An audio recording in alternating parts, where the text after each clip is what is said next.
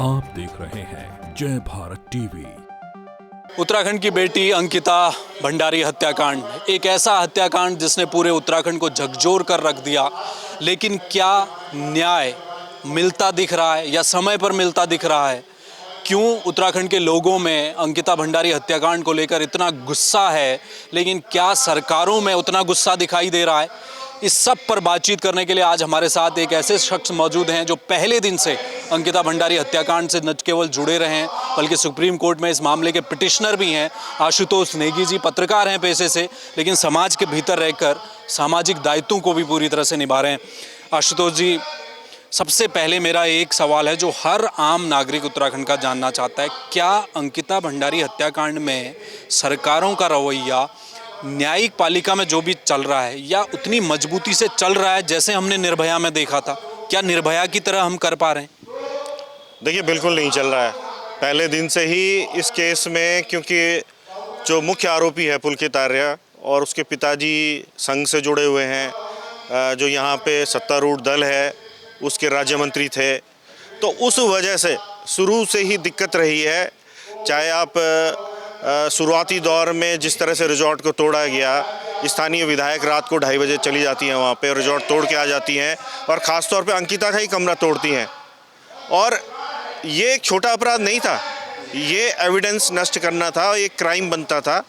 लेकिन उसके बाद जिस तरह से राज्य सरकार की भूमिका रही, जिस तरह का रवैया रहा, वो बहुत अच्छा नहीं रहा।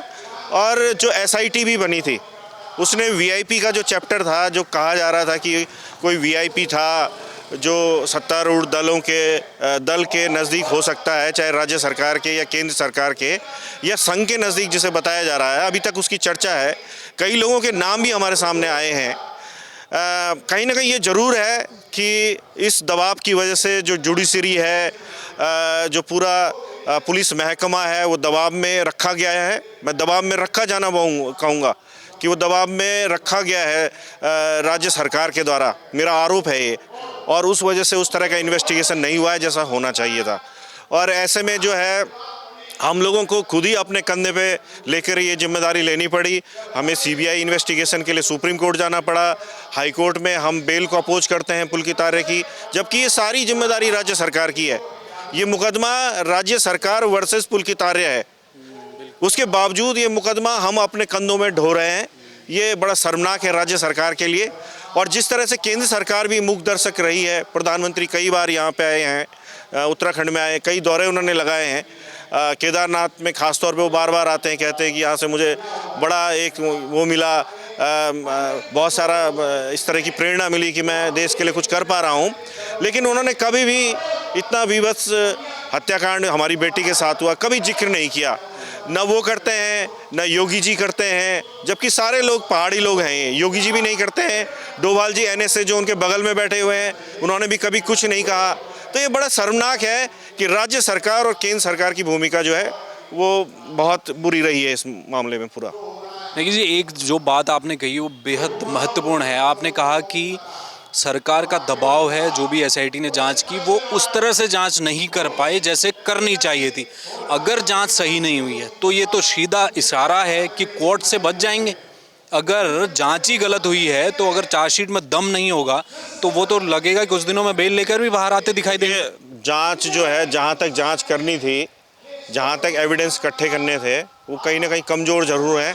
लेकिन हमने भी अपनी ओर से पूरा दमखम लगाया है। जो साक्ष्य उपलब्ध थे उन साक्ष्यों को खड़ा किया है। जो वहाँ पे कर्मचारी थे उन्होंने बड़ी ईमानदार गवाही दी है।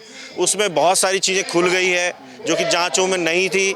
और मुझे लगता है कि इन जो गवाहियाँ स्थानीय कोर्ट में कोर्टदार में पड़ी हैं, उसका प्रभाव सुप्रीम कोर्ट में जो मुकदमा चल रहा है वहाँ भी उसका संज्ञान लिया जा सकता है। जिस तरह की बातें आ रही हैं, जिस तरह के चीज़ें आ रही हैं कि किस तरह से दुराचार भी उसके साथ हुआ, और तो ये सारी चीज़ें हैं। अब देखना होगा कि सुप्रीम कोर्ट भी अगर उन चीज़ों को संज्ञान में ले लेता है तो मुझे लगता है कि VIP को, जिसको छुपाने की कोशिश की जा रही है शुरू से, वो भी सामने आ जाएगा।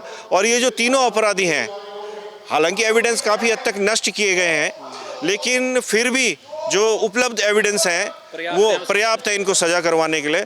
और हम तो चाहेंगे कि इनको फांसी की सज़ा हो, और 1% अगर फांसी की सज़ा ना हो तो उम्र कैद तो हो। और अगर वो एविडेंस भी हमारे पास होते तो शर्त या उम्र कैद नहीं, इनको फांसी की सज़ा हो जाती।